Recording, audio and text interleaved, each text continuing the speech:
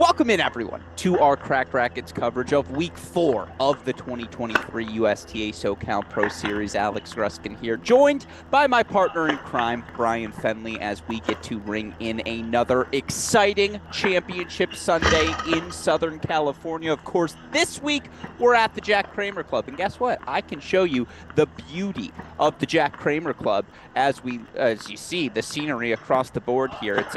It's a beautiful day for tennis, no doubt about it, in Los Angeles. We have a couple of fun finals on our hands. Before we get to them, I will introduce my dear partner in crime, Brian Fenley. What are you looking forward to most today? I'm looking forward to seeing if this storied run for Fangran Tien, it's as if you get her in a SoCal event and she is in a final. It's just what happens. It's a weekly tradition here for her, and she has won one of those two of her two final appearances previously. Now a third. Can she get it done against Jessica Alsola? As you know, Alex, those two are familiar with each other, having played and faced off on the college front for them.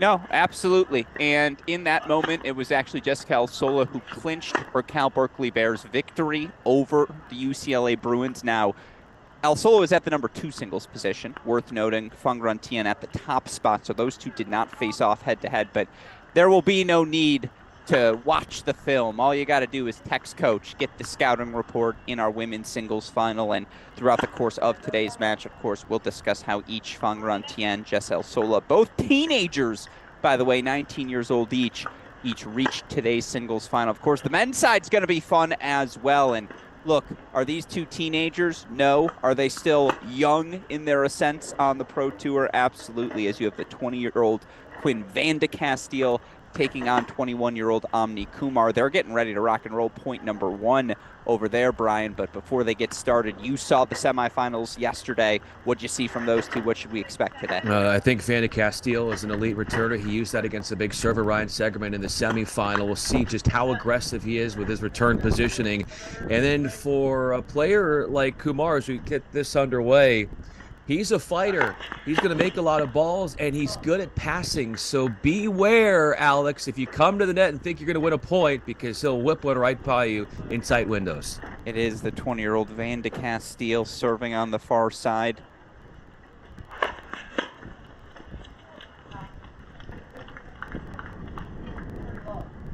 The rising 4th year at Oregon will technically have a 5th year available. He's that last class of COVID-eligible students.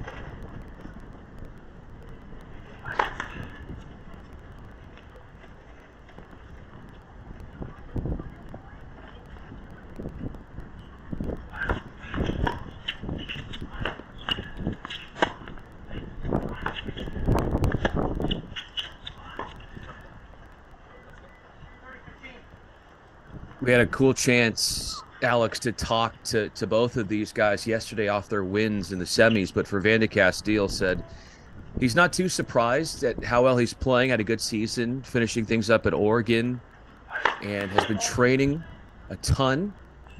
And think about this. This is just his second appearance in this series, a quarterfinalist showing, and then backing that up with now entrance into a final.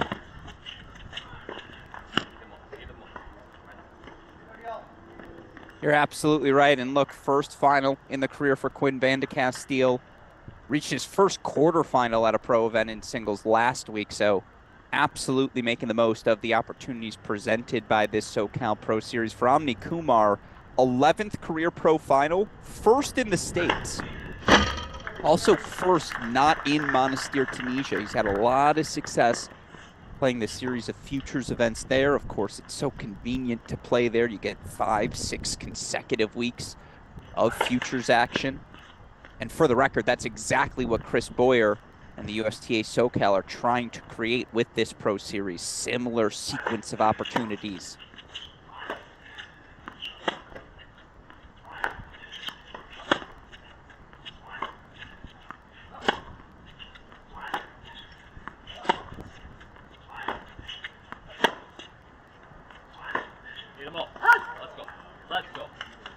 And that's the thing, Alex. We were watching Ayeni as we get the women's singles final underway as well. Ayeni and Kumar in the semis. Ayeni, much more, as you know, a very aggressive player.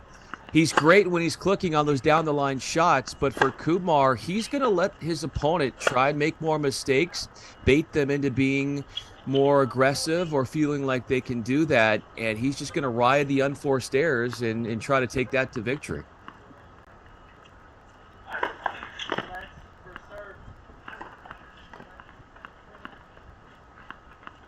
Fangran Tien surfing first game, but in trouble on the right side of your screen against Al Solo.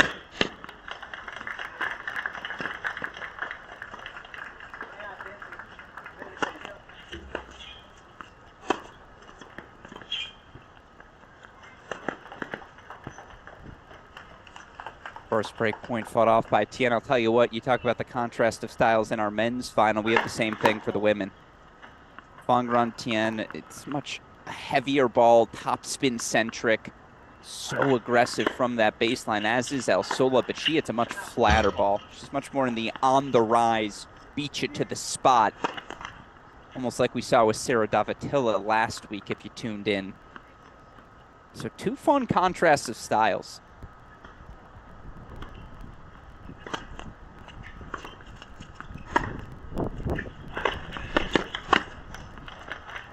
And it's an early break for Al Sola, 1-love. Again, Fangran Tien, as you alluded to, her third final in the USTA SoCal Pro Series this season. She's only played 3 events, 13-1 overall. She won a title in week 2. Of course, she won an NCAA singles title the week prior to the start of this SoCal Pro Series. Top 800 for her for the first time next week. And yet here's Jess El Sola saying, don't forget about me. Tien has not dropped a set this week and has lost over the course of the 5 wins so far, make that 4 wins so far, just losing 18 total games. Was broken just twice yesterday on 3 opportunities for Kimmy Hance, and from the start, a bit of a hiccup as Al Sola toes the line.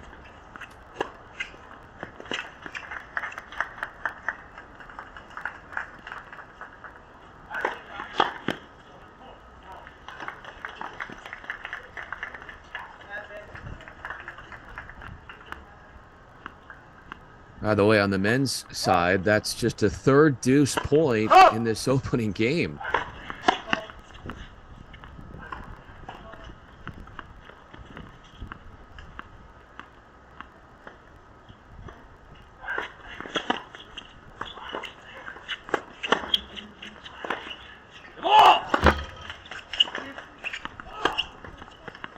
He's going to work those forehands deep, Kumar, and is going to do a great job of just acting as a backboard. You talk about a heavier ball. I think that's what Kumar likes to do, but he can move it around so nicely with different range.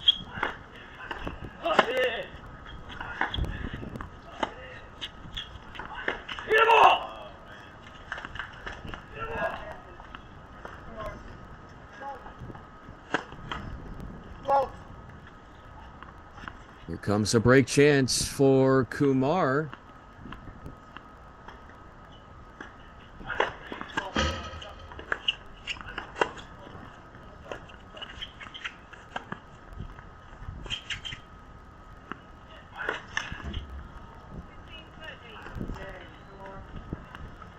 Well, I think Quinn Vandecasteel's match yesterday took less time than that opening service game, Brian. Yeah, that match took 59 minutes. And I'll tell you what, we're about, 10% or more into that 59 minutes, 7-minute first game. And it featured 3 deuces. And on a first break chance, a double fault squanders the hopes of the qualifier in trying to get on good footing in a strong, promising start. He'll have some extra work here now to try and battle back.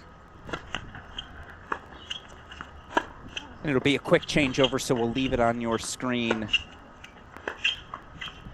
Meanwhile, could anything be less surprising, Brian, than Fang Rantian has breakpoint chances right back to kick off this match? No surprise at all. And she is coming in 19 of her last 20 matches she's won. That includes the NCAA tournament run. How about this, Alex? Broke 6 of 7 times yesterday. Very efficient in that category.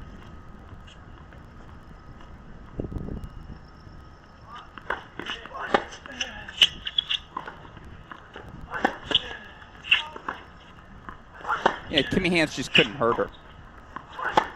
And that's the thing for El Sola. Again, she'll use Tien's pace against her, use her aggressive positioning to manufacture some extra opportunities, as you see Van de Castile right back at it in Kumar's opening service game. But it's going to be a real tug of rope in the women's singles final. Both of them at their best when they're inside the baseline dictating. Just given her form, I don't know how you pick against Fang Rantian, but it's worth noting Jessica Alsola, yes, it was at the number 2 position primarily. She went 19-1 in dual match play this year. Into a second pro final of her career, she's played some really good ball.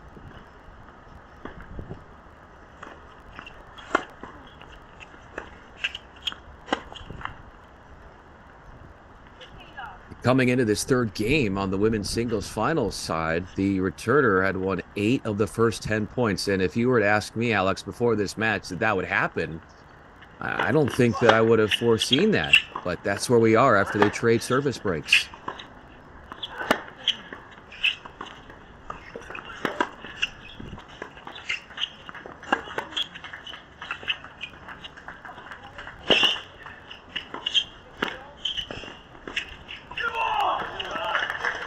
That is the passing shot that we just saw perfected by Kumar that he used as a lethal weapon yesterday in the semifinal against Ayeni. It shows up again. He is so diligent in when to use it. The timing was right. The accuracy just as good. And Van de Castile is going to have this in his mind to say, hey, I might want to rethink the strategy of coming forward. Kumar is so good at finding those windows.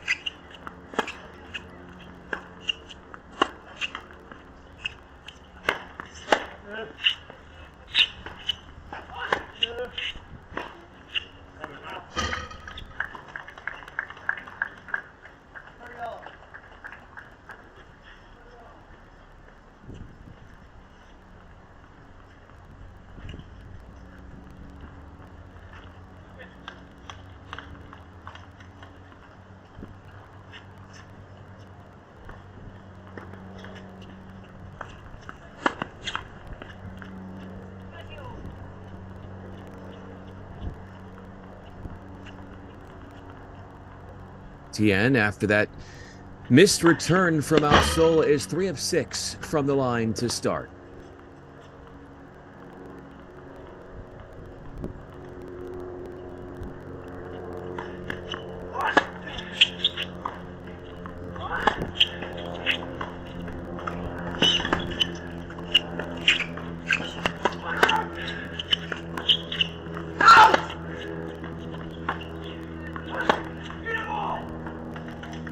Tell you what, the Omni Kumar backhand is so fascinating.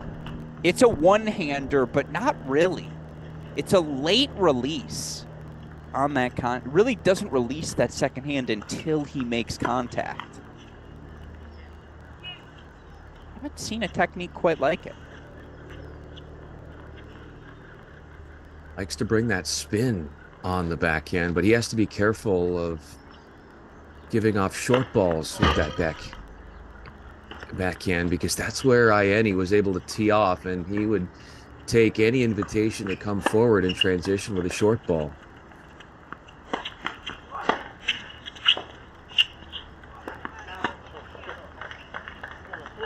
Sola misses what could have been an easy put away, and after weathering a break chance, Tien has the luxury of a game point.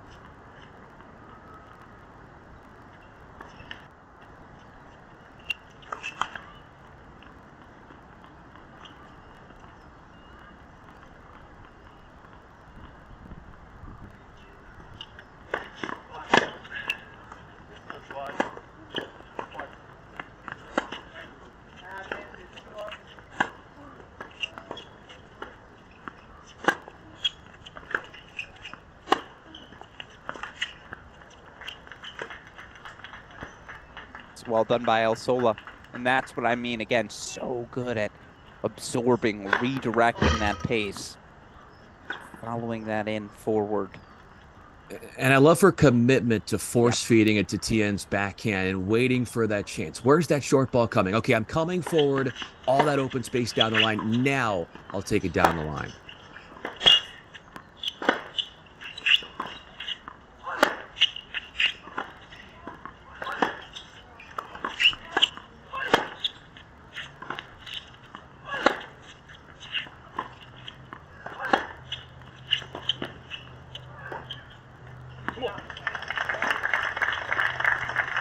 And there is that nice look down the line to stave off Kumar. Van de Castile takes a game point away from his third-seeded opponent. And they have had deuce points in their first two games, just as Tien and Alsola are dealing with the game that's gone into deuce.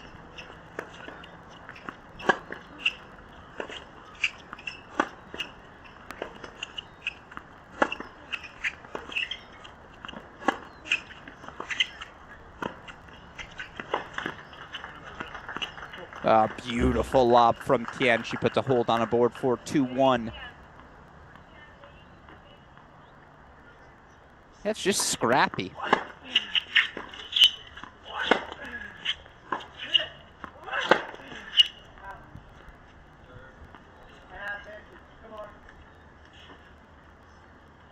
Van de Castile takes rips.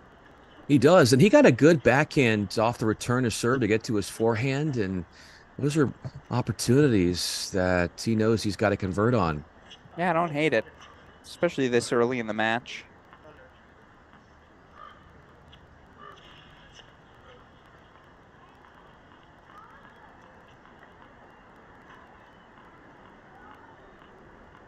It was Kumar winning a 14-point opening game.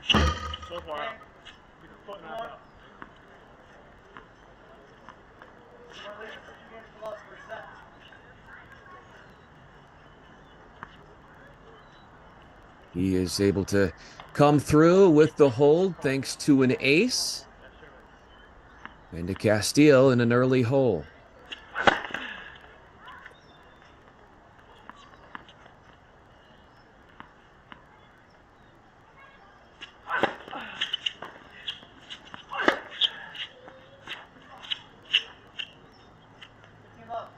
It's the first point Van de Castile's won with a second serve.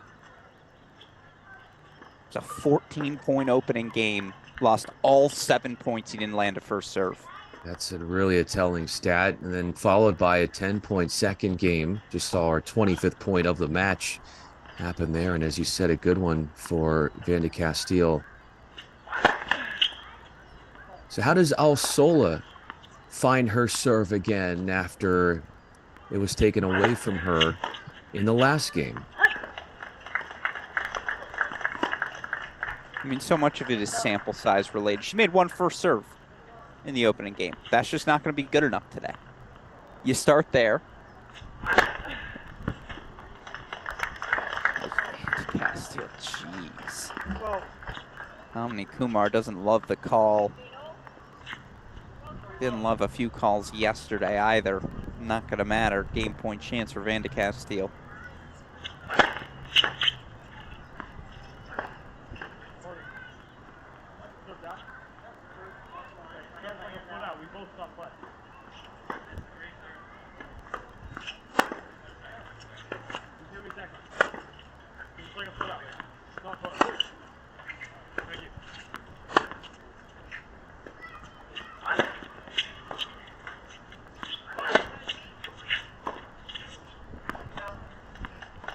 Van de Castile gets on the board.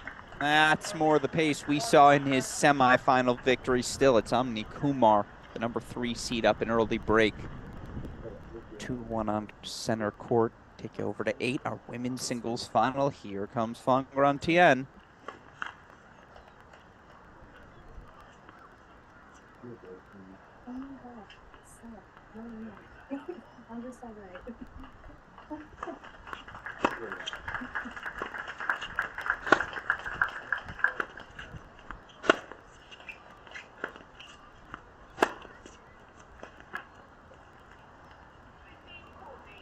She creates Alex a lot of chances offensively for herself with that forehand, and she implements a little added width as she gets more comfortable in the rally. Tien.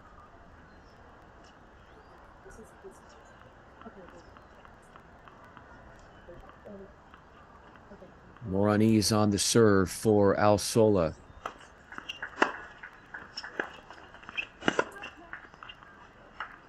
It's great 1-2 combination, and that has to be the play. Deep pace into that Tien backhand. So good at creating opportunities with her forehand.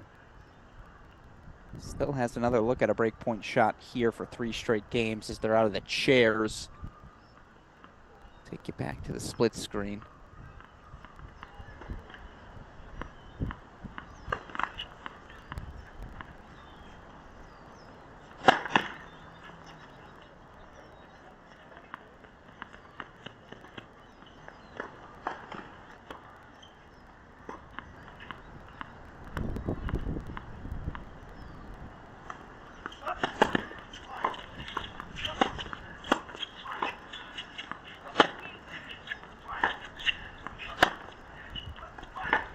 A wobbly forehand from Tien, and that is 3 straight points for Alsola.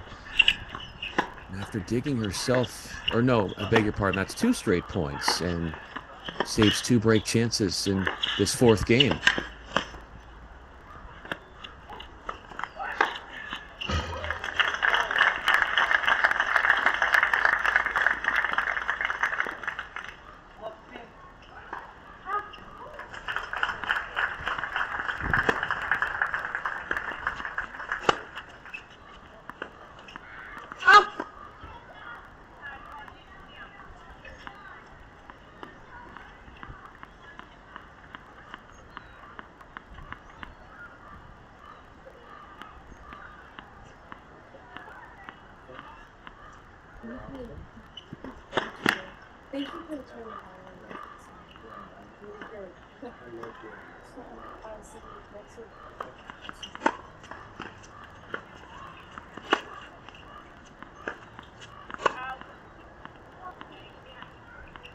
Excuse me, Fang Rantian breaks. And her backhand, Alex, has been so steady. Yeah. Played a loose first game, has made what, 1 unforced error since? She's been on a tear, just about blemish free. I did the math. This is her 14th pro event. It's her 5th career pro final. Pretty good for a 19-year-old. That's a pretty good ratio Make for the finals of a third of the events you play. Let's go.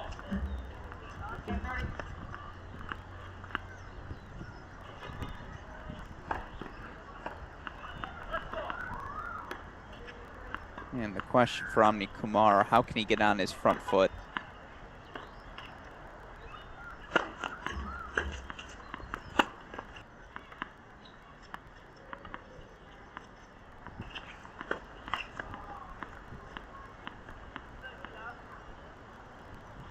With that consistency that Tien brings, do you feel like there's some added pressure for Alsola to try some things that normally she wouldn't, a bit out of character with some of the aggressive shots she's taking?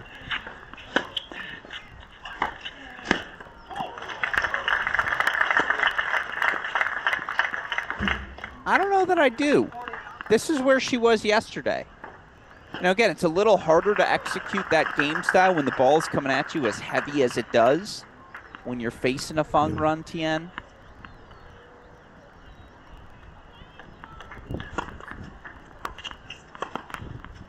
Oh, we've seen her throwing that serve and volley. That's new to the playbook, that kick serve, serve and volley. But no, if you're Alsola, stay the course. Not going to win playing passively, so I don't mind the aggressive errors to start. It's a service hold in 5 points, which is half the amount of time it took to hold in game 3 for Tien. 10-point hold there for her through deuce. Staved off a break chance.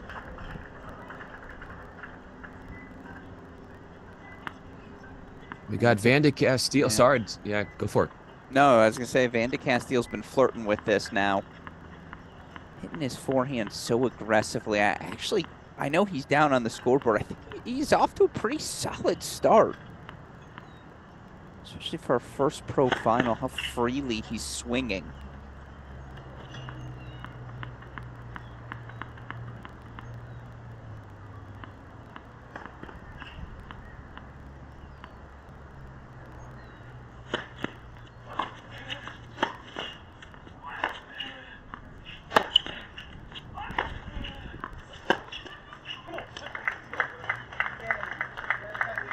That's the ball. That's the ball that will decide how far Quinn Van de Castile goes with his tennis. That forehand is just a weapon. And he unloads on one into the backhand corner of Kumar, draws the error. Back on serve 2-all.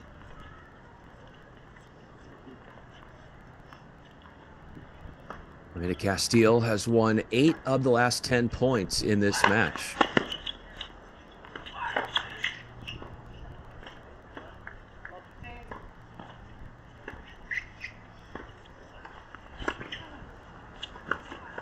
Unforced error gets in the way for the 20-year-old.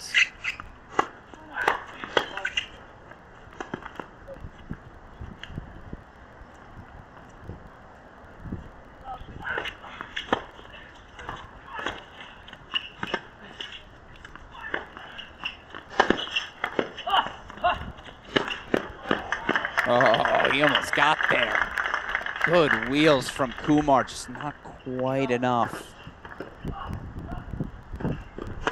Covering that line and then depositing that forehand little drop volley there from Van de Castile.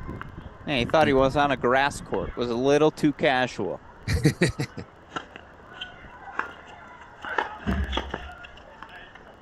Oh, but that's serving to the Kumar backhand, just with the technique. I don't know what Kumar does.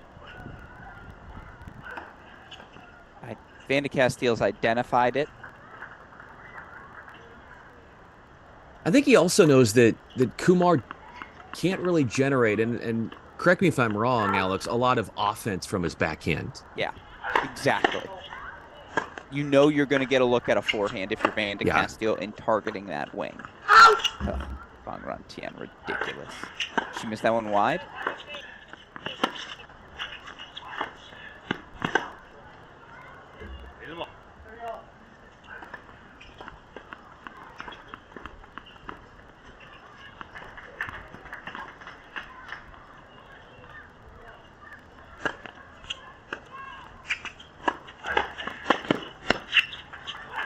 Backhand down the line, firing for El Sola now.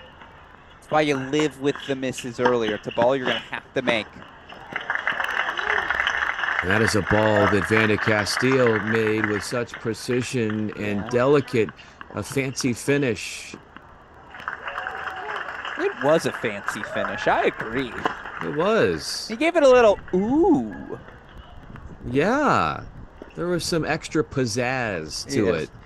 Wasn't quite chutzpah, but it was pizzazz. It was pizzazz, yeah, in the echelon of the ladder of what you'd want to describe it. Yeah.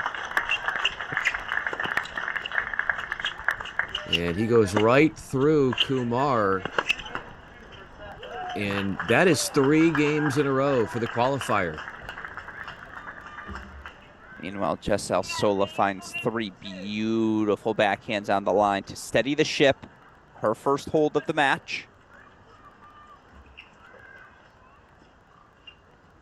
Look, I don't know if anyone at this level can stop Fangran Tien right now. The 19-year-old, again, looking for her 3rd pro title in the past 52 weeks, 2nd pro title of this 2023 USTA SoCal Pro Series. 13-1 in 3 weeks of competition, but I think El Sola's got as good a shot as any.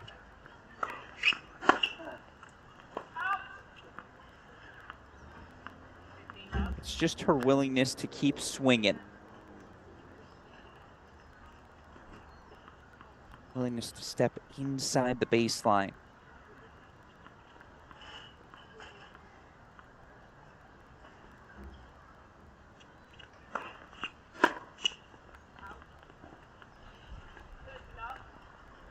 Keeping up with a pattern of serving out wide on those first 2 points. Tien out early to a lead in this 7th game.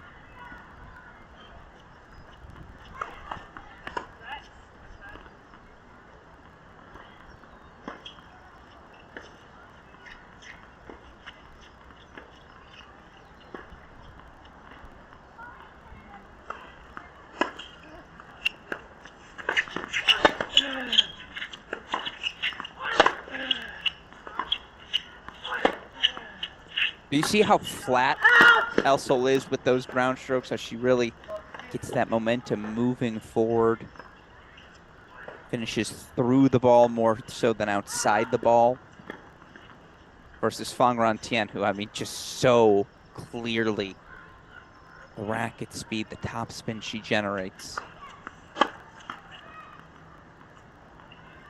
Fangran Tien holds for 5-2, as she has all week long, cruising towards another set. She hasn't played a set closer than 6-3 this week.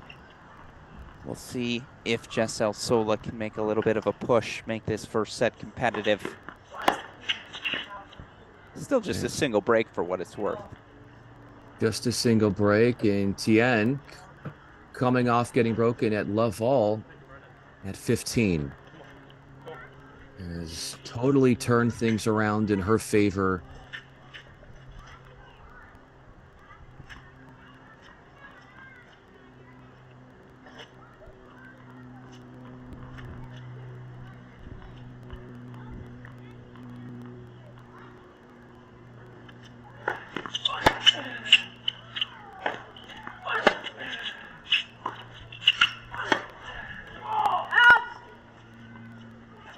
Just how much can you get Van de Castile on the run? Can you get him on the run? And if he wants to hit aggressive shots, he might be able to find a couple of errors.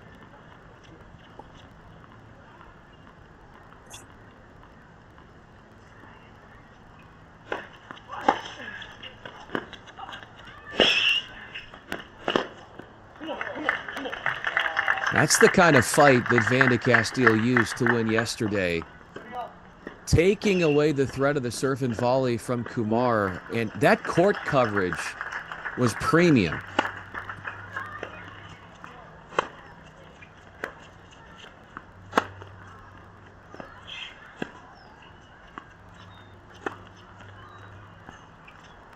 That Fangran Tien forehand is just ruthless. And it does feel like with every passing week, she becomes more and more confident, not just hitting that ball, but moving in behind it.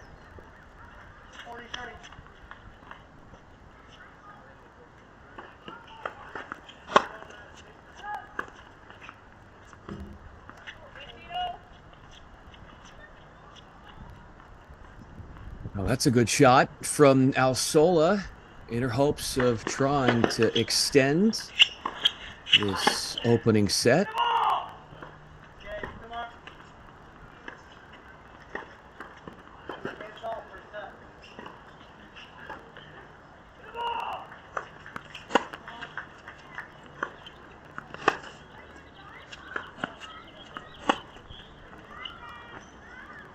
Excellent. That's the kind of shot that I know, Alex, that you have to be applauding from Tien. She goes hard down the line, takes away some of that heaviness, plays the game that Alsola likes to play, flat down the line, backhand winner.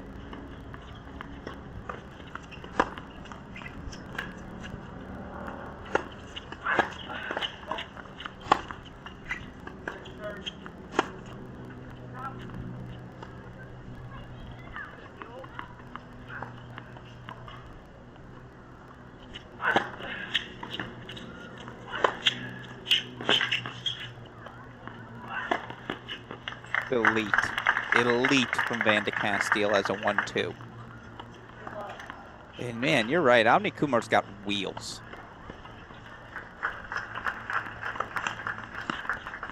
That can only do so much.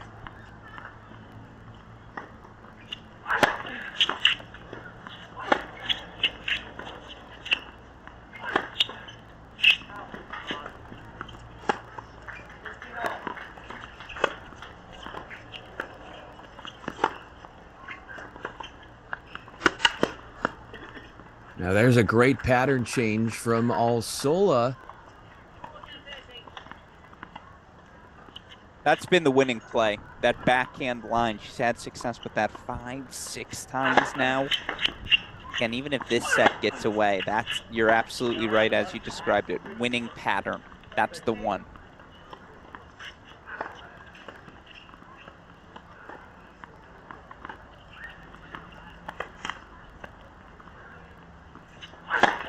He's on the brink of a second hold.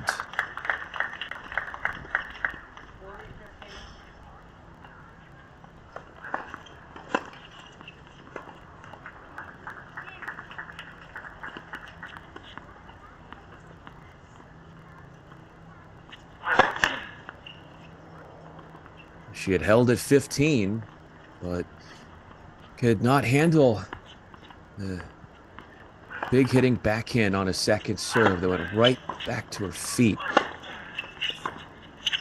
and stifled any response.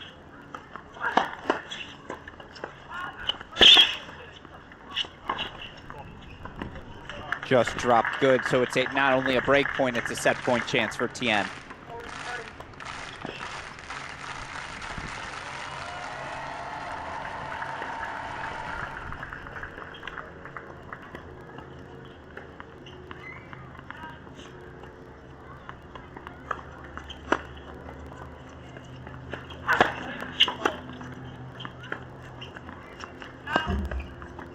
First set, Fangran Tien, again, has yet to play a set closer than 6-3 this week. She already captured a doubles title here at the Jack Kramer Club. Why not add a singles title to her collection? Did Kumar win that point, or are we going to have a double changeover situation? We are not. It's going to be deuce over on center court, so that's where we're going to head. Yeah, that is 9 sets up, 9 sets down for Fangran Tien this week on the singles court. Keep in mind that last week, or when she won in San Diego. 2 weeks ago, yeah. Yeah, 2 weeks ago, I beg your pardon. She only, if I'm not mistaken, lost just 1 set over the course of the tournament. And I think she's lost 3 sets total in her last now 14 and a half matches. Credit to Megan McRae, how she beat her. We might remember that as the last time Fangran Tien ever lost. When they put the plaque up in Newport, Brian. The stat, who's the, again, it'll be trivia night 6 years from now. Who's the last person to beat Fangran Tien? And we'll know. Oh, we will. It was Megan McRae.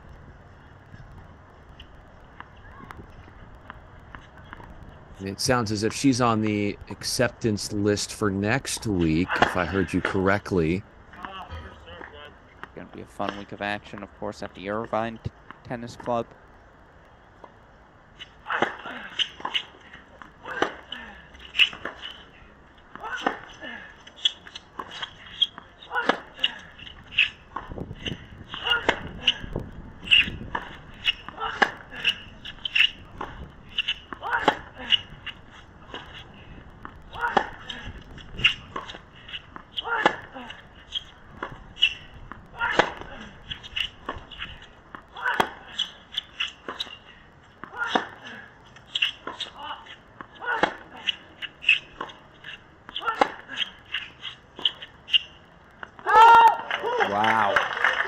Most physical point of the match. Epic rally.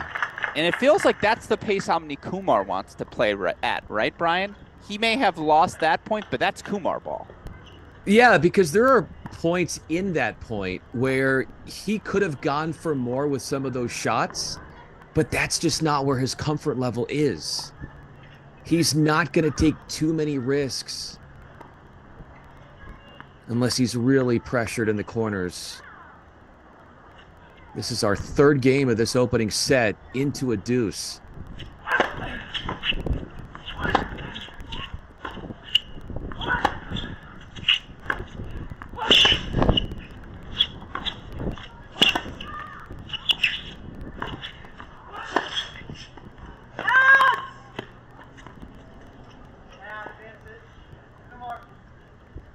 And he's got him in the torture chamber now. It's another break point chance for Kumar.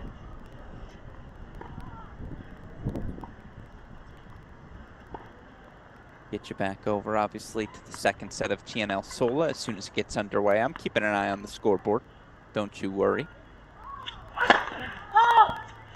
Oh, cannon.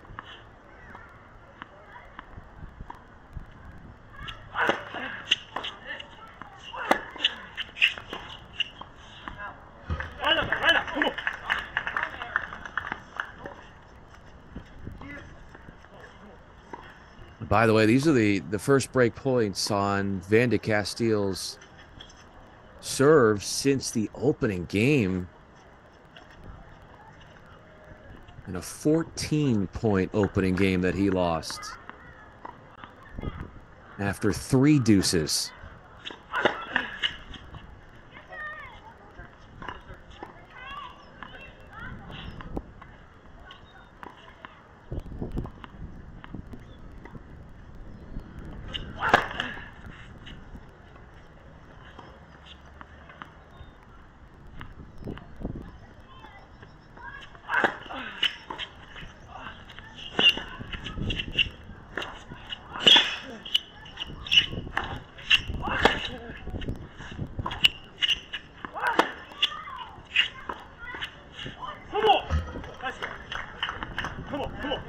Van de Castile's trying to say, no, I'll play this game. I'm willing. Impressively defending well on the backhand, stretching out, hitting some squash forehands, and probably isn't the kind of game that Van de Castile wants to get involved in, but he sure held his own there.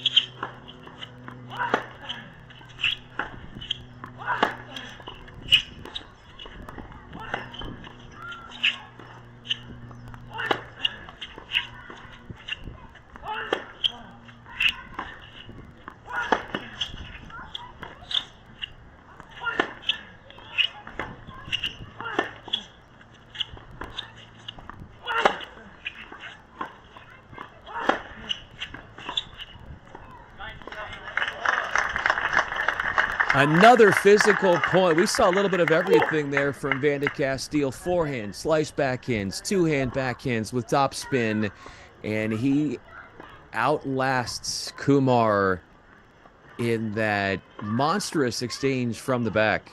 No, I don't hate this game style. I don't hate this tactical choice. Van de Castile saying, all right, I'm making some errors. You beat me. Prove you can. Prove you can do something other than me giving you the point. And again, Kumar spreads the court so well.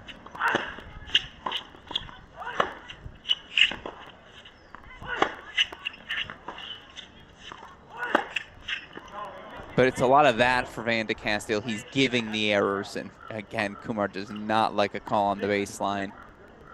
I apologize. Got distracted. We do have action again. Phang Tien holds for an opening 1-love lead.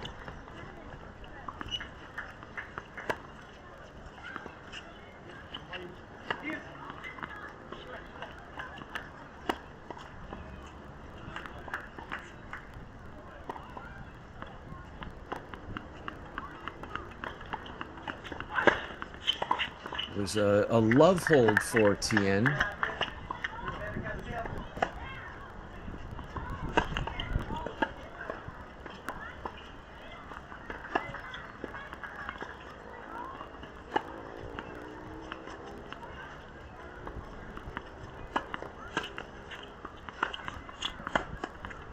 Oh, What a return. And not to be too simplistic, but the story of this match. Alsola, 14 of 27 on first serves, making about 52%.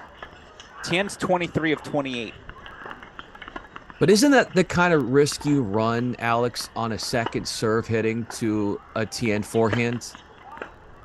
No, absolutely. Look, Alsola's struggling with the first serve. She's trying to find that backhand.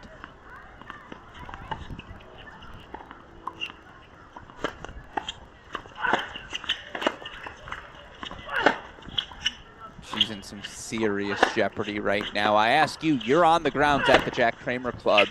It looks beautiful. How sunny is it out there? What are they looking at out on court?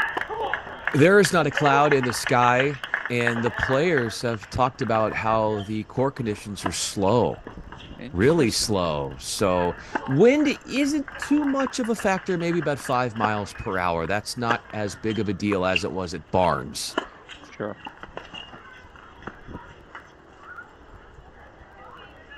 Let's get the game point chance for Van de Castile. Another long, winding deuce game on the Van de Castile serve. Welcome to Omni Kumar ball. It's just gonna make you earn it.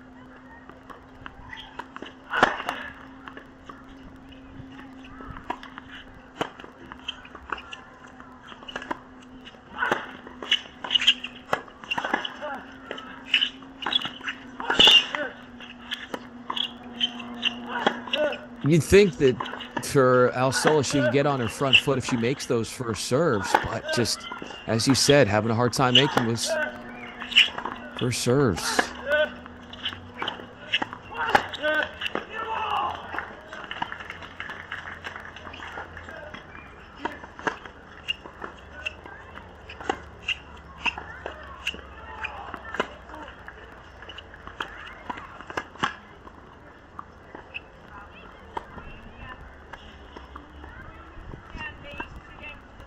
There goes the service game for the returner, Tien, as she pounds the backhand side with the forehand. Forces an error off her 8-seeded opponent, who has lost 8 of 10 games in this Sunday final. It's just remarkable. The efficiency, the relentlessness, the decisiveness.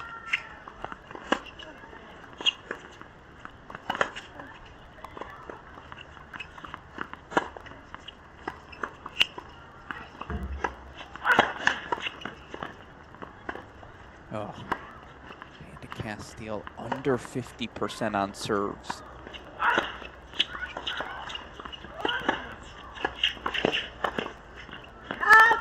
And Omni Kumar finally makes him pay.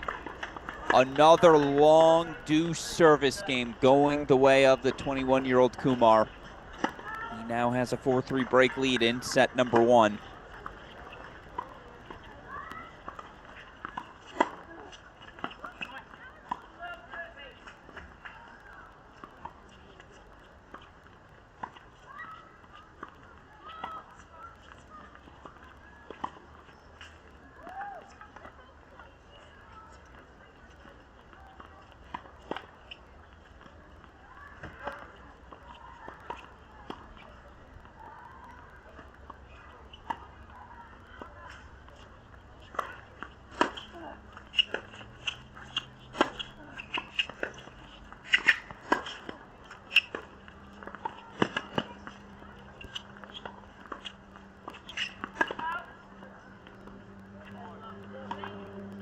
Trying to mix things up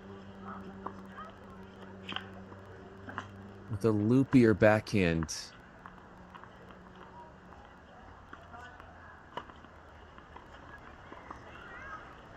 And Fangran Tien is facing a break chance.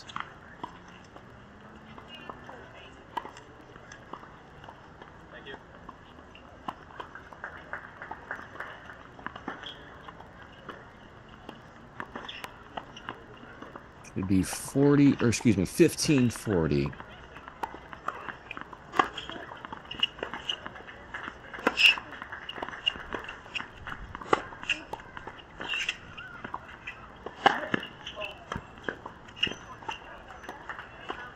it'll be 2-1.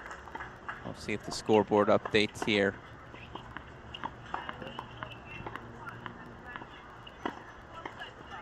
There we go, 2-1 now. Alsola does break back. Gets us back on serve in the second set. A long way to go still. For Alsola, the key, land some first serves, find some rhythm. An easy hold would be exactly what she'd like. Would be what the doctor would order for her. Coming up in that second set. Easy holds have been hard to find in this men's final. Absolutely.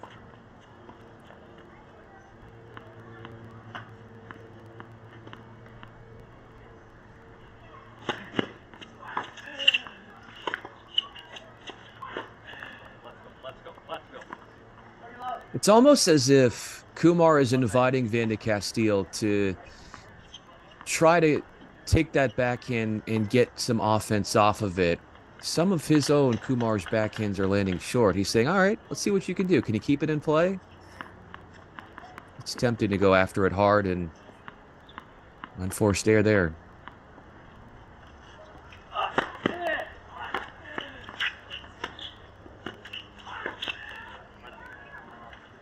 And Van de Castile went empty the tank mode, right? In that last service game, tried to play at the Kumar pace. Now you see a wave of errors and, dare I say, a dejected Van de Castile on the other side of the net.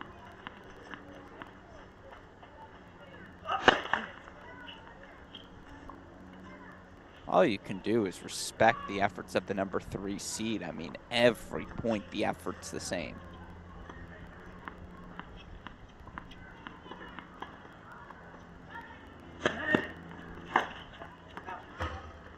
That's a frustrated error off the racket of Quinn Van de Castile. Oh, yeah, sorry, go ahead. I was going to say he was looking for the next game on that shot. That was an indication. Going for way too much on the runaround on a second serve. But as you said, that's the frustration that Kumar can have on his opponents. And Kumar had said, we were talking to him yesterday, he said that there were a couple weeks where he wasn't playing pro tennis and just took a few weeks to train and really work on the mentals and strengthening that along with his fitness. And has to be pretty pleased with his start.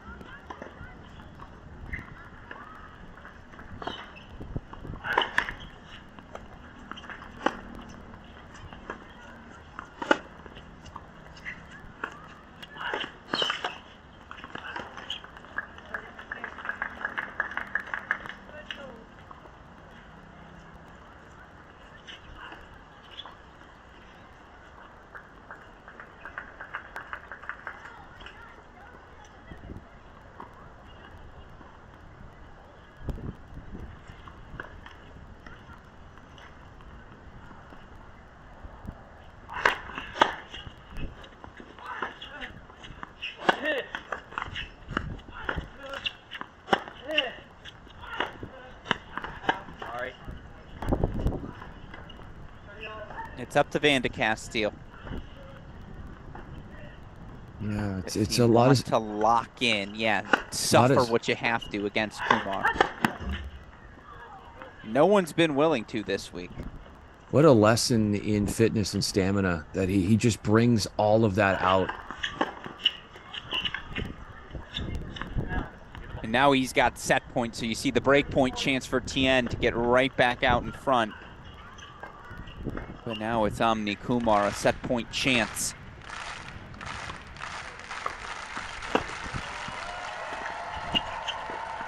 And these points are not as long as they once were between Van de Castile and Kumar, signaling with early errors that Van de Castile, who comes up with the goods right there, needed to do just that. But I think if you lengthen the points, Kumar is just going to have more of a advantage in winning these points. Yeah, the problem is Van de Castile just cannot land that first forehand. So it's another set point for Kumar. Fangrantian does break, so she's back out in front.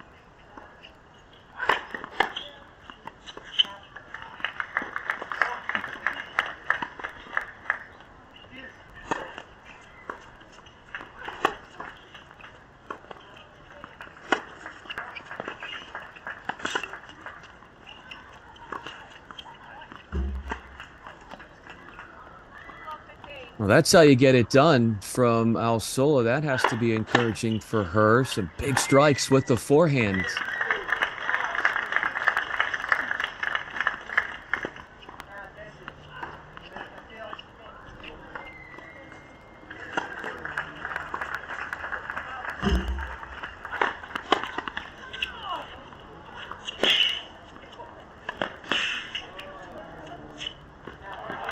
Ridiculous touch. Van de Castile does escape with his first long hold of the match, but still, Amni Kumar will serve for the opening set on center. Coming up in a moment. Meanwhile, Tien now 2 points away from consolidating.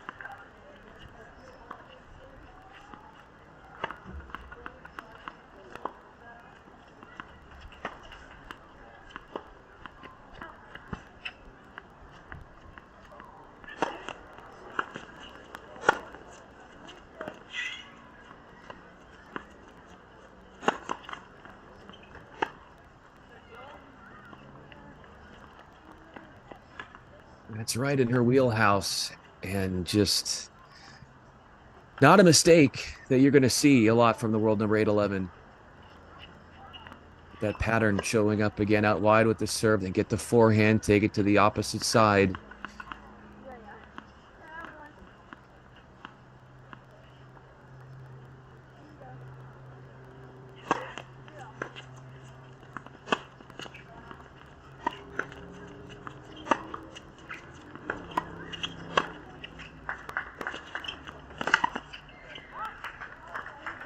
I'm really starting to like that forehand from Alsola, and she's not afraid of going bold and brazen with it.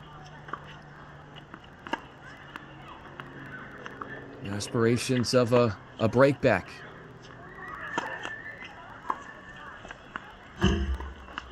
That kick serve, that's lethal. Yeah, that just into everything else she's got in her bag of tricks.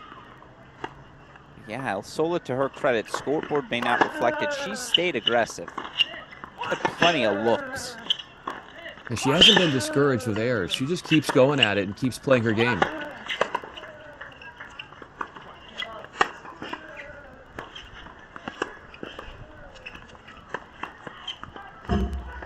Case in point. That is something that she can really build on as she loads up in a big rip. Siphons another break chance.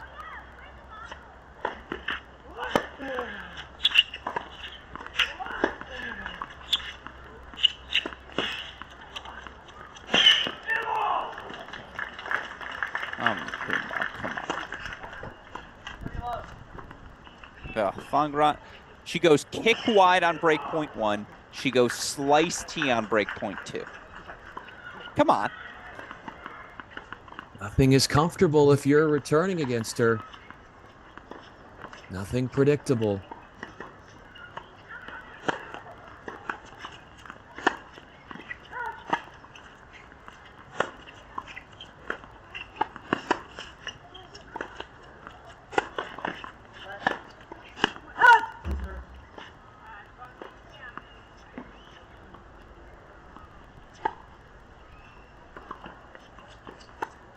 Stumbles upon a game point after A wayward forehand from the Canadian.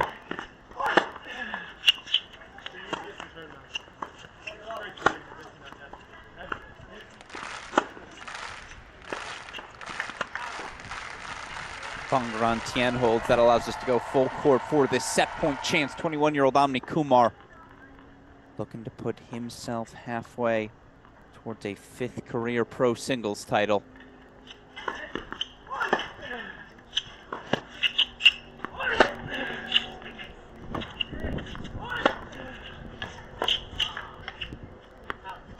Well, not quite yet.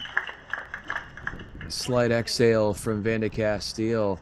A lob sent long, and so many times we saw Kumar pull off the pass yesterday, opts for the lob, and it's a hard one to architect.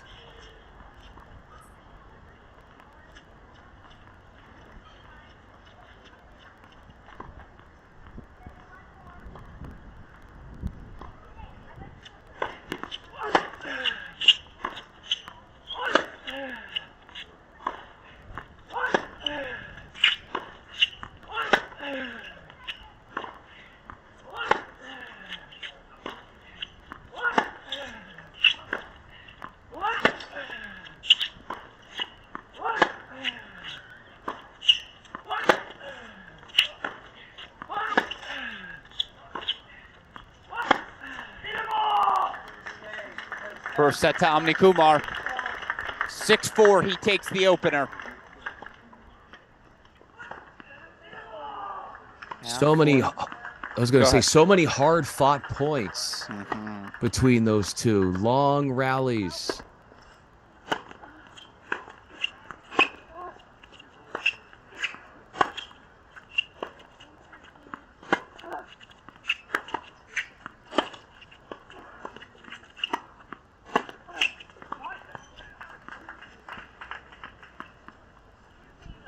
That is her game. Get really ambitious with the forehand, and she is awarded with a winner.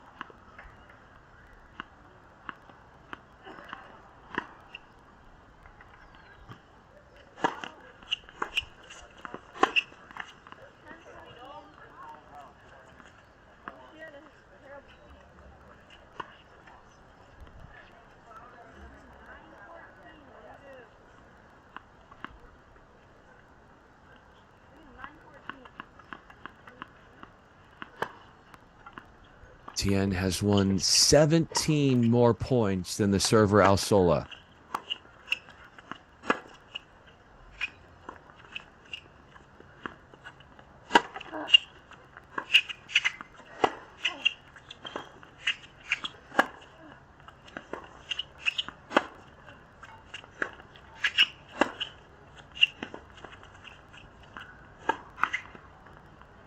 Yeah, I mean, Alsola's been broken in 5 of 6 service games. She's won 5 of 16 second serve points, which is rough enough. She's also just won 10 of 22 first serve points. And this speaks to the fact that unless you have an overwhelming elite weapon, it's just really hard to hurt Fangran Tien right now.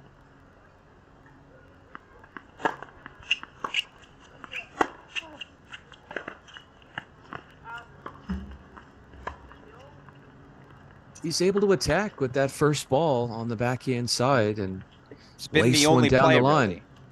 Yeah, it doesn't seem to have a whole lot of, and not to say that she doesn't have this, but moving forward, adept play at the net. Haven't seen that infiltrate her game. Seems a lot more content and at ease from the baseline.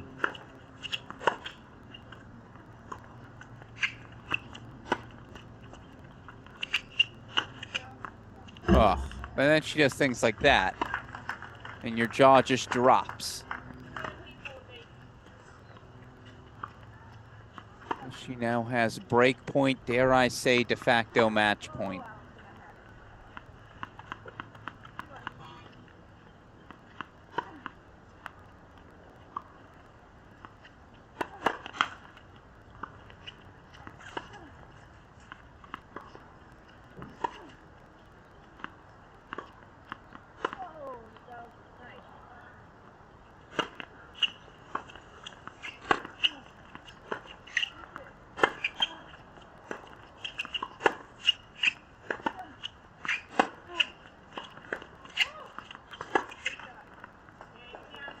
She'll serve for the title. That's 11 of 12 games won since going down love 2 for TN. And another short attackable ball from Alsola results in an unforced error.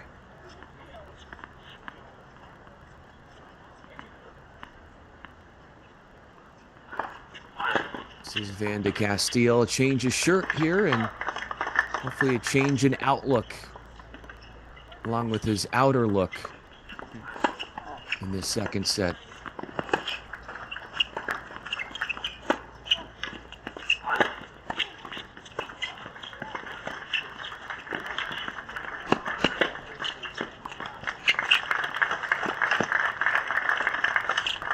No, I don't know what more Alsola can do there. It's a perfect point. Vangran Tien just finds the bump lob, and then that swinging volley. That had chutzpah. So now she's 3 points away.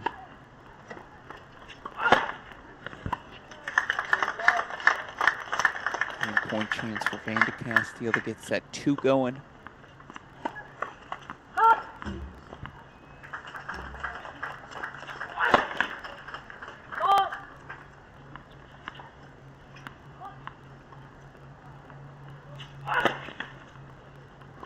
All right, looks like we're gonna have time with Quinn and with Kumar and Van de Castile for a little bit. That's the first double fault of the match for Tien. But just a reminder, again, she's played 3 USTA SoCal Pro Series events. She's won 2 doubles titles. She's made 3 singles finals. She won a singles title in week 2. And now a shot to sweep the singles and doubles once again here at the Jack Kramer Club, 3 points away.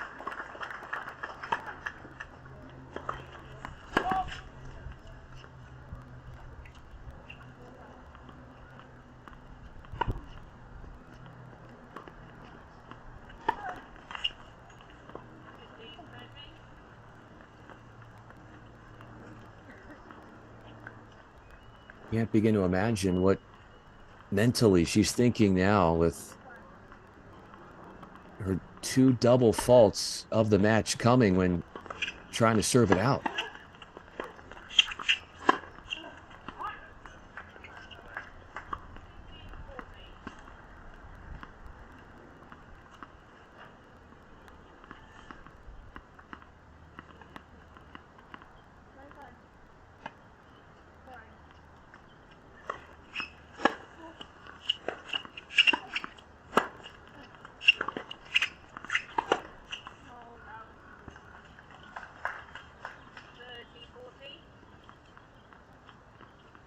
And yet it's a break point chance now here.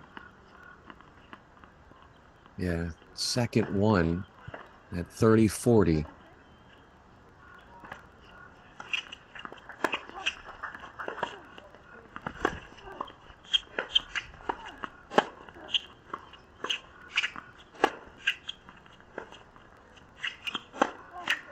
Oh, it's the right swing. I got no problem with it.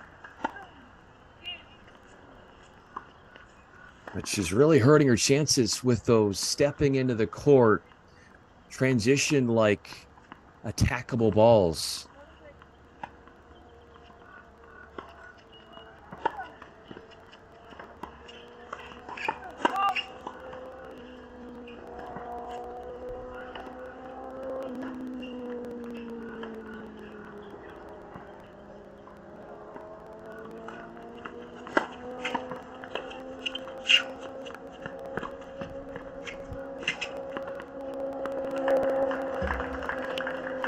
Over the top the lob, and a match point enters the picture after the well-judged backhand sails over the head of Alsola.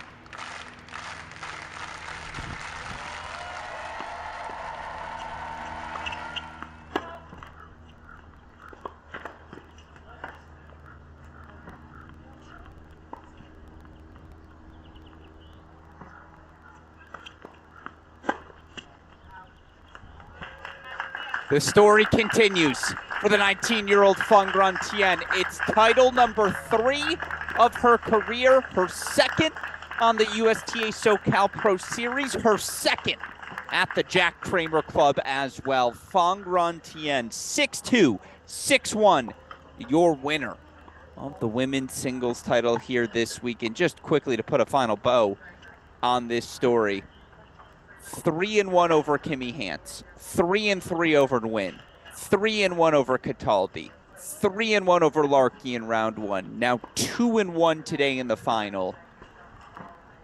She sweeps singles and doubles, not for the first time, for the second time, as she did it in week number 2 on this USTA SoCal Pro Series as well. Phong Tien, your winner in San Diego. You see her and Kimmy Hance partnered to win the doubles there as well. Of course, Phong Tien adding another trophy to her shelf after yesterday. She captured the doubles title with 18-year-old Renan Okuwaki. Didn't drop a set all week, Brian. That's the definition of dominance. It is, and that final in doubles was against the 1 seeds in the women's draw. So just gets you thinking where this talent can go and how much she has in front of her. It's going to be so exciting. I know she revealed to you, Alex, that she wants to get home a little bit this summer to China and visit with her family. But how do you step away from the game in these tournaments? We still have a couple of weeks of the USTA Pro Circuit SoCal Series, and how would you pull away knowing the dominance and the storied, decorated, historic run that you have carved out for yourself? 14-1. 14-1. She's dropped no more than 6 games in a singles match this week. Maybe you're ready for a new clientele, or a new, dare I say, clientele's the wrong word, but new wave of competition. You want to go test yourself. Certainly the ranking now will jump into the top 800. If she can approach 600, 500 in the world, now you can start getting into 25K events. I certainly think the level she's playing is top 400 in the world, and it wouldn't shock me at all to see her competing in 60Ks. You know, again, that next level by the end of the year. That's how good the tennis she's playing right now is. You rack off a 14-1 stretch, again, any level.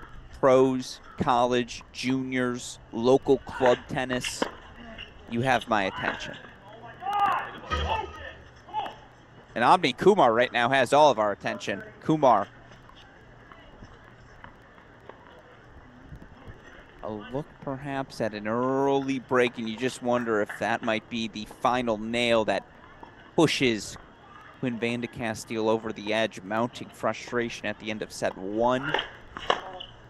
Lost a couple of 10-plus point service games. Sort of set the course of that first set scoreline. And now a double fault leads to triple break point. Uh-oh, Brian. Yeah, this is not good, and giving Kumar gifts, and 3 of them. The 3 seed looking really good. He is seeking his second 15K title this year, won one already in Tunisia. Oh. And if that serve hit, it didn't hit by much. But now the match is squarely in the hands of 21-year-old Omni Kumar. 6-4, 2-1 lead. And look, as impressive as Phong Tien has been, Brian, Omni Kumar has had himself a week. He's yet to drop a set. You saw him yesterday, straight sets over Alafi Ayeni. Made easy work of his first 3 opponents as well. Right now, you look for Omni Kumar, entered the week 410 in the world rankings. You look at him in the current live rankings, Omni Kumar currently sitting at 415, but a win today should get him back up to right around 400 in the world, and that's when you're in the challenger zone. Isn't that right, Brian? That is, and his last 2 tournaments before this week were in the challenger zone. He's played a total of 5 challengers this year.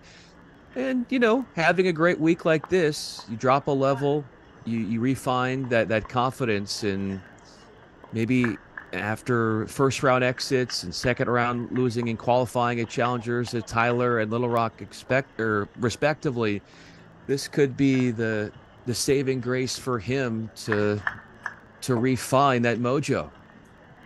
Meanwhile, Quinn Van de Castile coming through qualifying, just for what it's worth, straight set winner yesterday over Ryan Segerman. Again, first pro final in the 20-year-old's career, so absolutely something to build on. He's going to have to find something here. Down a set and a break, Kumar serving on the far side.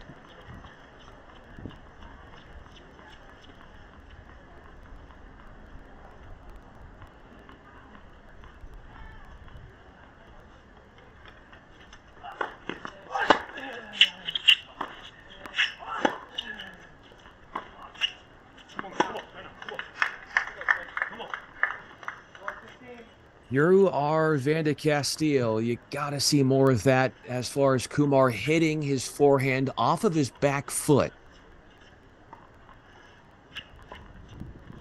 Keep the point shorter. Go for more chances at risks.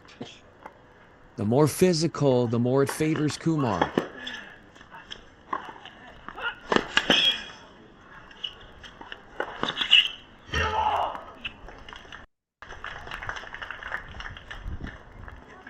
And a rush of big forehands and one to finish it down the line to create the opportunity up the middle on the finishing shot.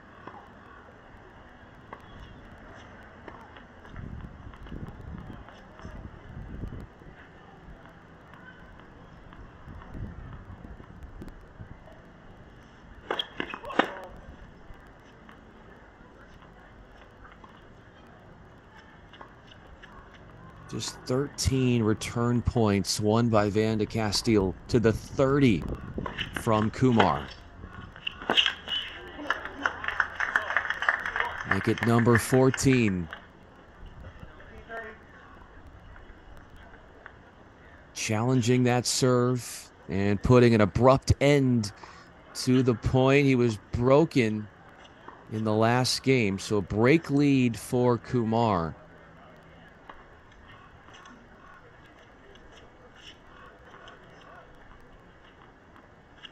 Who has won a total of 8 more points than his opponent.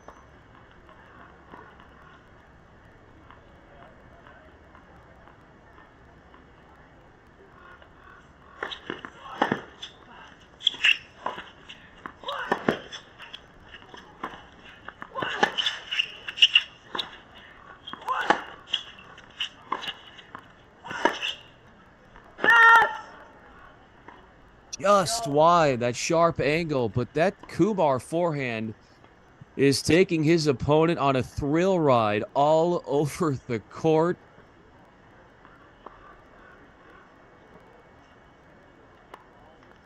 Pinning down Van de Castile on his backhand side, and then Kumar launches down the line, forcing Van de Castile to try some low percentage like shots.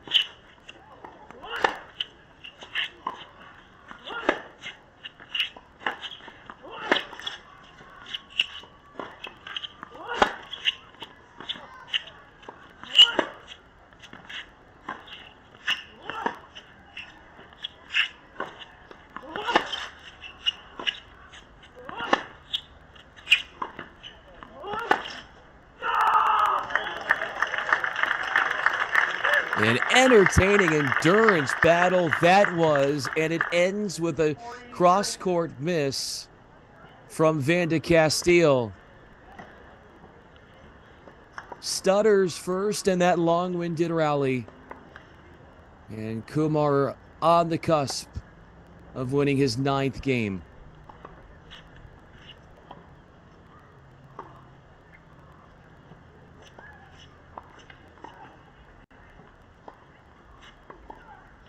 We were talking to him last match after the semifinals, and he mentioned just how slow these courts were. And for someone who is as defensively elite and talented as he is, that's going to bode well for his arsenal of weaponry. Right on by the pass. And Van de Castile finds himself in a precarious spot. Down a set and a break. After a yeoman's work-like hold from Kumar.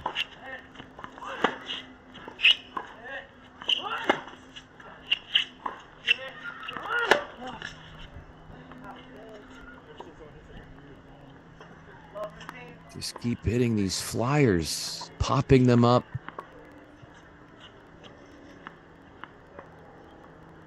Has been prevented from dictating.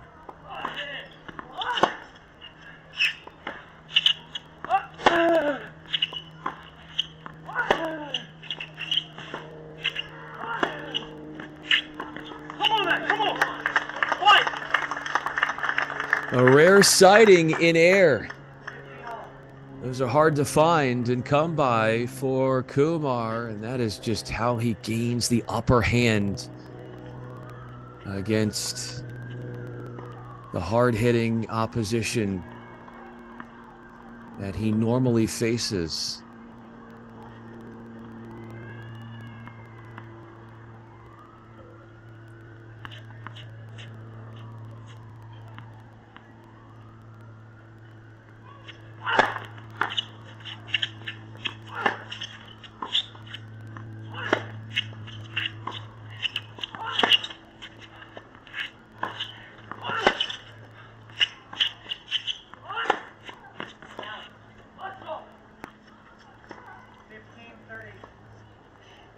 He is just all over the court. There is nothing that he cannot run down. Chasing down everything. And in doing so, taking away offensive looks and openings.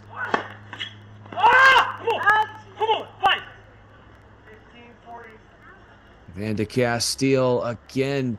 Alex, he tries that in the court backhand off the let cord and out. And in a daunting position. It's, yeah, I didn't mean to cut you off. Sorry. It's the patience. Much like me waiting for you to finish the sentence. He needs to be more patient. That's a great point. The shot tolerance is well in the bag for Kumar.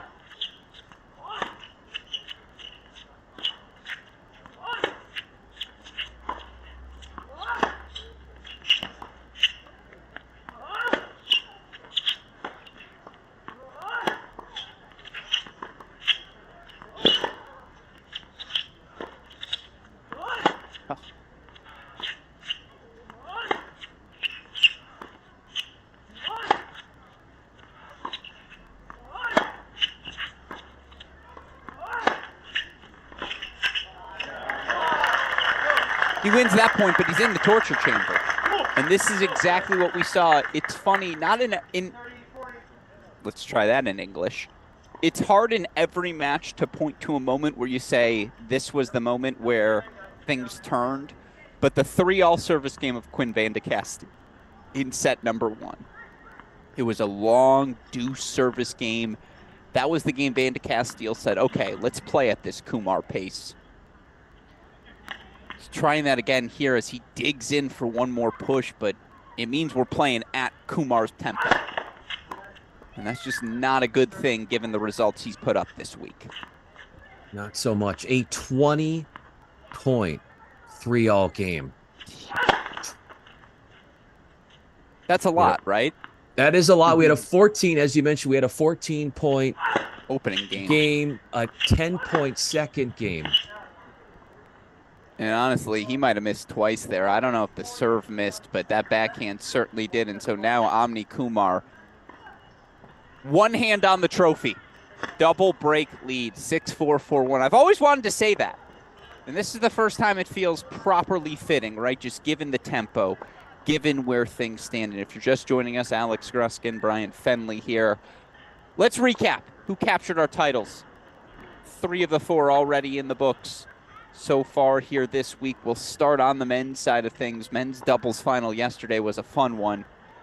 Nate Ponwith, Eduardo Nava. Good photo choices by super producer Daniel Westoff. That is a smiling Eduardo Nava. Honestly, kind of looks like Will Blumberg there. There's a You little know he doppelganger, does. right? Now, if you brought that up to Will, what do you think he'd say?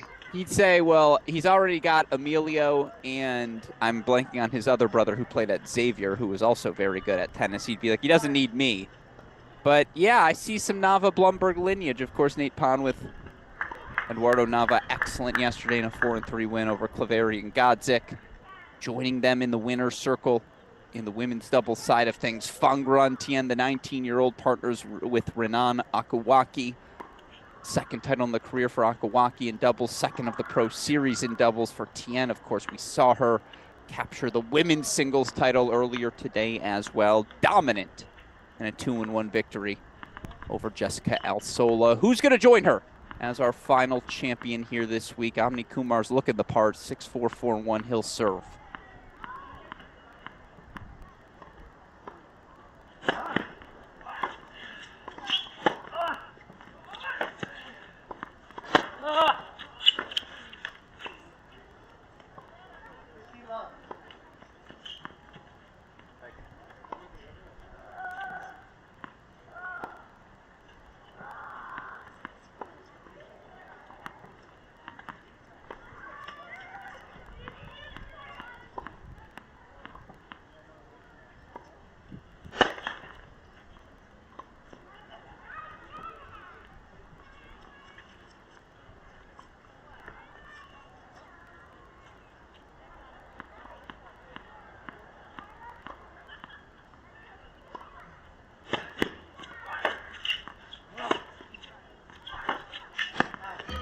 That backhand will never stop being fascinating to me. I just don't get how he does it. It's like a hold, hold, hold, loose. It's like a trebuchet. And I guess you can expect and understand why he would use it then. Yeah. It's unpredictable. You don't know if it's slice or topspin. You're absolutely right.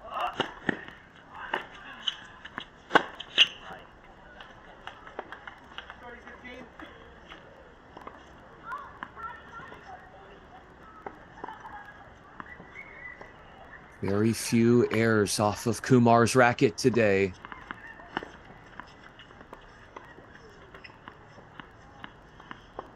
He has just been a juggernaut.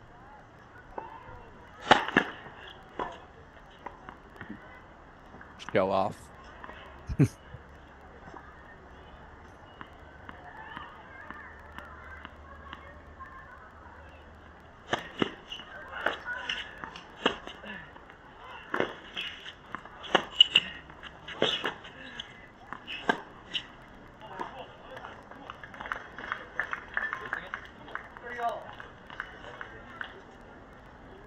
I can't remember a time where I saw Kumar hit back-to-back errors.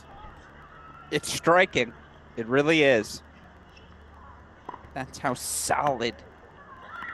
And again, it's his 11th pro final. First in the career for Van de Castile. That does matter.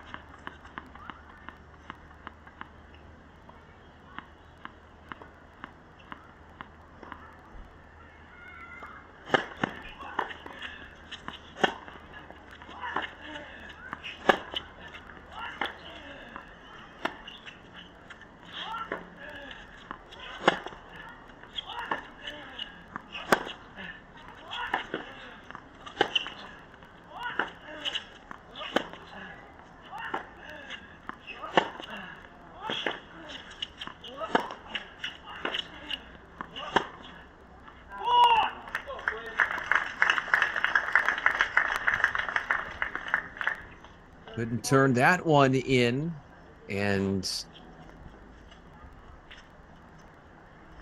like we might have, yeah, a break chance First This is the time that's, I was going to say, yeah, the first break chance on Kumar's serve in the second set. Man, it's the first loose game we've seen him play. You spotted it right away. Pulling at his legs a little too.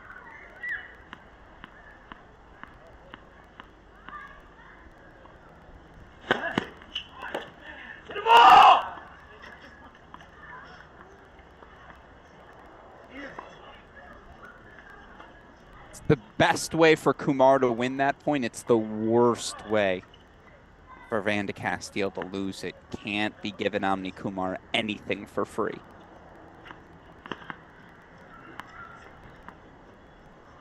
I'd expect a little kick wide here.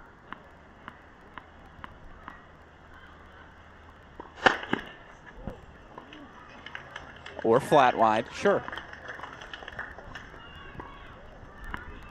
That's ace number 2. That counts as me predicting it, right? Didn't get the spin right, but I got the spot. Is that a half win? It's a full win because it's a full ace.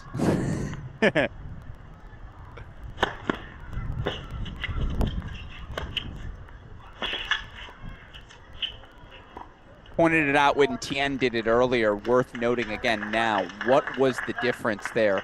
Kumar goes flat/kick wide, then goes slice wide on the next, showing all the spins, all the spots. You got to have every tool at this level. And it's what puts Omni Kumar 1 game away from the title.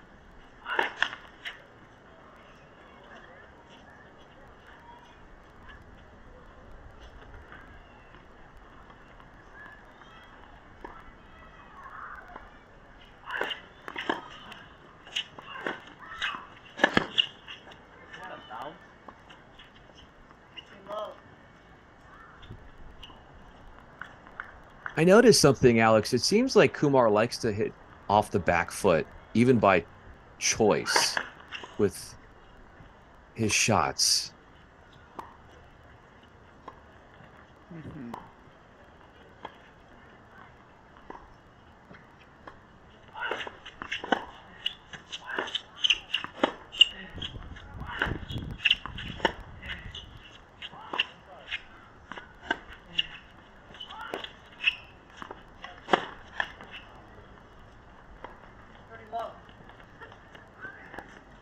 Gave him something pretty decent to look at with the slice, and forehand misses from Kumar. This is the luxury of 5-1. Grip, rip. There will be no additional energy expended from here on in.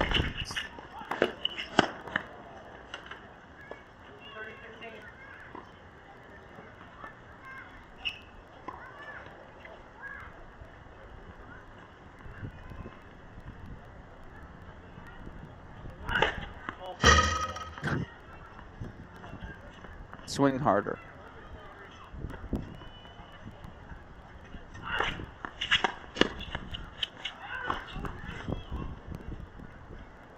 Clearly, those are the kind of shots and points, back-to-back misses, both in the court for Van de Castile, that just show you the energy depletion that he's dealing with, and the blazing sun. It's not incredibly hot out here, Alex, but the court is warm. It absorbs the heat, and these guys have been on the court now, 5th match this week. So yeah, 7th for Van de Castile, right, coming through qualifying. Sure.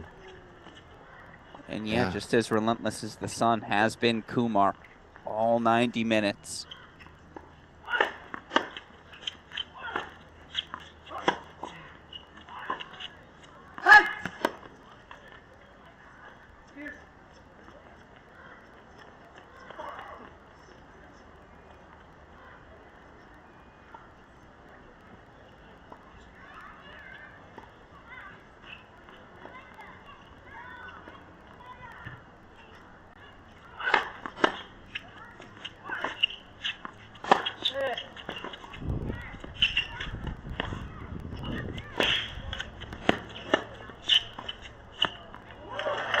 Exceptional coverage.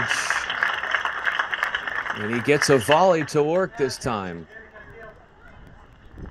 And irregardless of the outcome, Amanda Castile and the overall sum of the week has to garner a whole lot of belief and faith and confidence in where his game is and where it's going.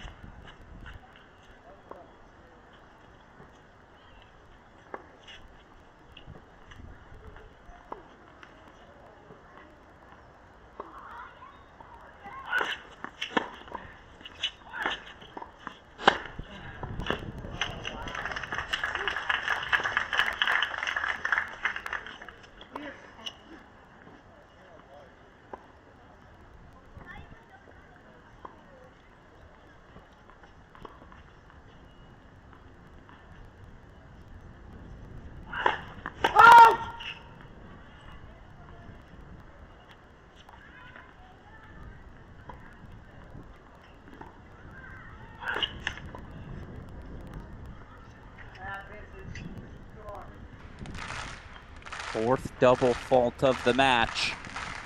Takes us to our first match point. On the racket of Omni Kumar. Woo!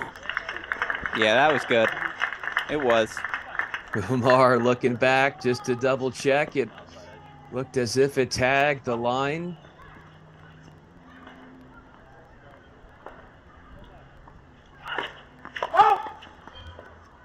By the way, the life is balance. You throw in a double fault, you mix it in with an ace.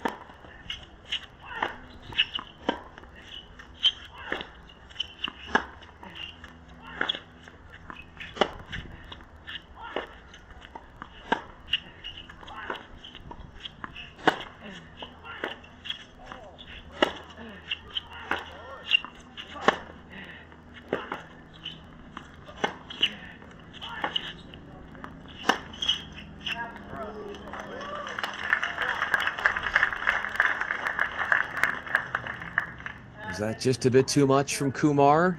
It was a little bit extra, and he might have popped the string.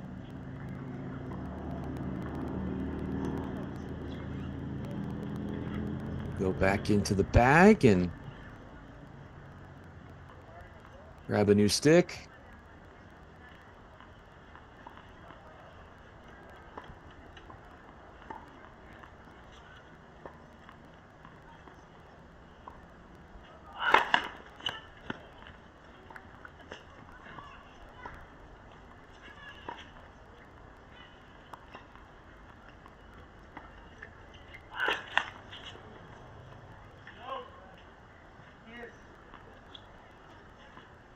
That serve's been the issue for him today.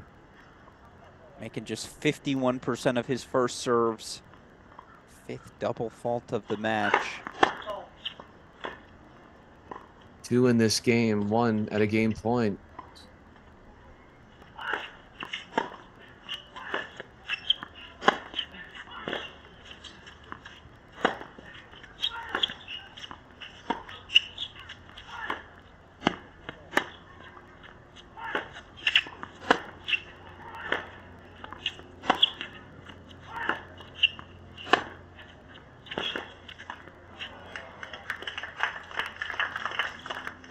Riding and stretching out. Forehand falls short.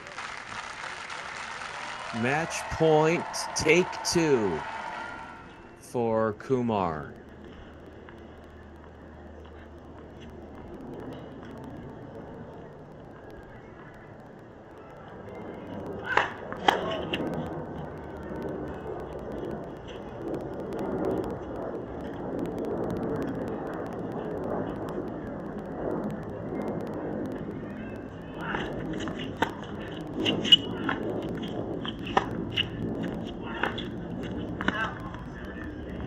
It's a first title on U.S. soil for 21-year-old Omni Kumar. His 11th pro circuit final of his career. It yields title number 5 for the 21-year-old. 6'4", 6'1". He also does not drop a set this week, Brian Fenley, on his way to the title. What a run for the 21-year-old. What a week. What a week, what a run it's been for him. His last ITF 15K title came in April in Tunisia. Was a finalist in another one in May, but as you said, first one in the United States. And for the Irvine, California resident looking for a second ITF singles title of the year, he did it. And he got his first on the USTA Pro Circuit SoCal Series. And at 410 in the world, this is just going to positively impact his world ranking coming off this memorable, never going to be forgotten week of success and run he had. Absolutely. Talked about the comfort level of playing at home. Of course, a U.S. Open an Indian Wells qualifying wild card on the line for the player that can accumulate the most points. Puts himself in a position perhaps to be there for that, as you see Peter Smith directing our post-tournament trophy presentation. We're going to remind you all who won the trophies here, and then we're going to sign off from our broadcast again. What a week 4 it was of this USTA SoCal Pro Series. You see, in women's doubles, Phang Tien, Renan Akawaki capture the title, second of the Pro Series of this year for Tien, second in the career for Akawaki. Of course, that's not where it stopped for Phang Tien. She captures a second USTA SoCal Pro Series singles title as well. Straight sets in all of her matches. She dropped no more than 6 games in any of her matches as well. 2-1 today in the women's singles final. And just as your reminder, that means she's swept singles and doubles twice now on the USTA SoCal Pro Series. She did it in week 2. She does it again here in week 4. The 2023 NCAA singles champion, a rising star. And boy, has it been a privilege to watch her here this week on our broadcast. Of course, in the men's doubles, it was Eduardo Nava, Nathan Ponwith, your men's doubles champion. Second title on the year for this duo together. Were excellent in a straight set victory over Claveri. Godzik from 3-1 down in that second set. They take the last 5 games to clinch the title. And then, of course, as we just saw, Amni Kumar, title number 5. He wins the event without dropping a set. He'll be right around top 400 in the world in next week's ATP rankings. Another fun week in the books, of course. Where are we headed next?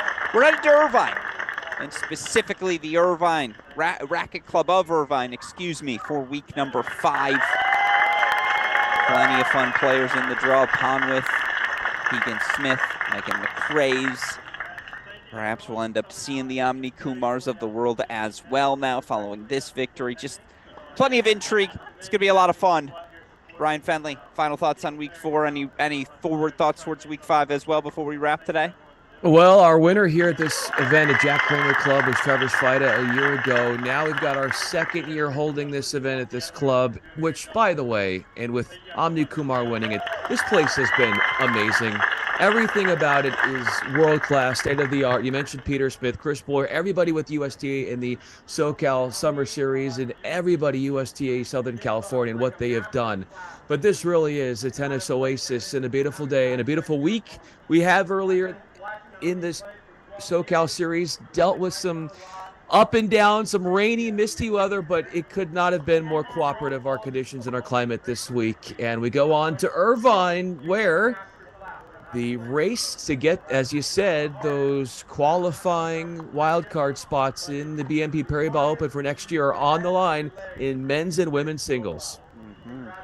Absolutely. So, 3 weeks still to go. Of course, we will be back next Saturday, continuing our coverage of this USTA SoCal Pro Series. We'll have semifinal action for you Saturday, finals for you all on Sunday, and the singles. Of course, we'll have the doubles finals for you all on Saturday as well. With that said, though, that'll do it for our coverage here of week number 4. Of course, a thank you, as Brian mentioned, to the USTA SoCal team, Chris Boyer, Peter Smith, everyone who helped make this week 4 possible. We appreciate it.